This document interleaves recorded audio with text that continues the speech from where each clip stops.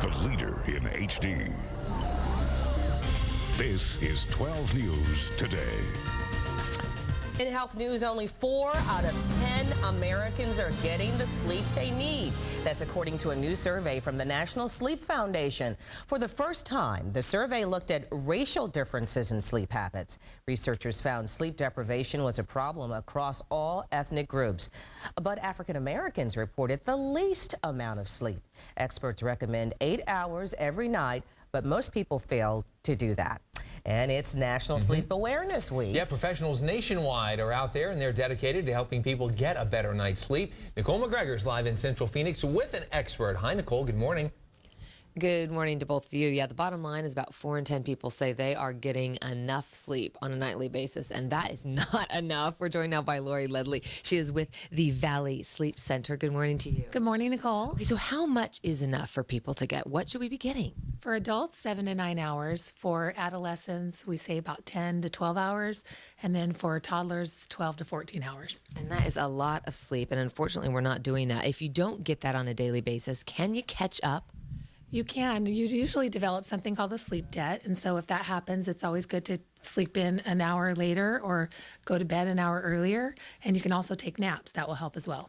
What about if you can't get it done during the week because you're working and you have a crazy schedule, like, I don't know, morning show people, right? Morning newscasters. Can you catch up on the weekend? Sure. You can catch up anytime you want. But basically, we do recommend that you go to bed at the same time and wake up at the same time to get your best results. Rituals, always a good thing. We do that with our kids. We forget with ourselves. One thing that people like to do before going to sleep is watch television. But you say, don't do it in your bedroom. No, when you watch TV, it kind of stimulates the brain. It brings light in, and light to the brain tells it to stay awake. So we always recommend to do your things outside the bedroom, TV, computer, cell phones, and then come into the bedroom where it's dark, quiet, cool, comfortable, in a good sleeping environment. What if we have to rely on sleep aids? Good idea? Sleep aids, only if you absolutely have to. We do recommend that you see a physician, a sleep disorders physician, which we have here.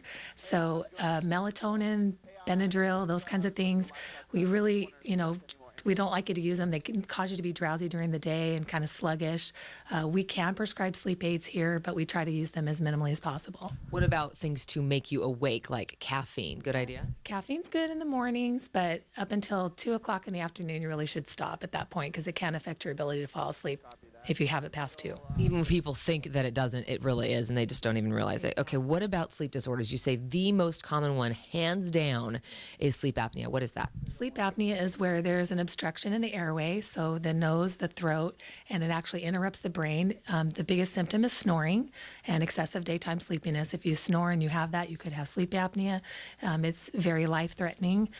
This is what we use to treat it. CPAP.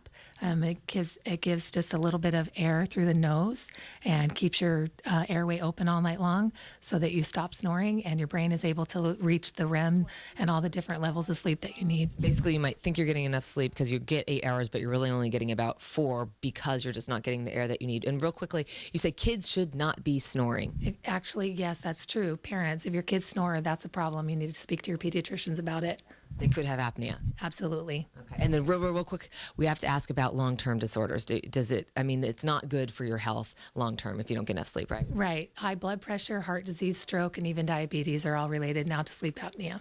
Aye. Okay, thanks for the conversation. Good information. If you want to know more about the Valley Sleep Centers, there's 4 locations in the Valley. You can always head to our website at 12news.azcentral.com. Click on links. We're live in Phoenix. Nicole McGregor, 12 News Today. There's people sleeping.